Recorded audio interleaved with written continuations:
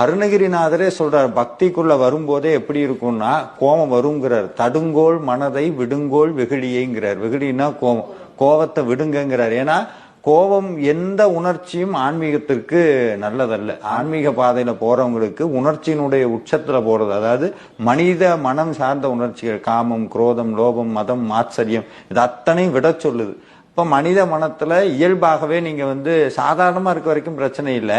ஆன்மீகத்துக்குள்ள போகும்போதே ஆட்டோமேட்டிக்கா என்ன ஆகும்னா உங்க மனசு இதெல்லாம் நீங்க உங்களை அறியாம கட்டுப்படுத்தணும்னு நினைக்கிறீங்க.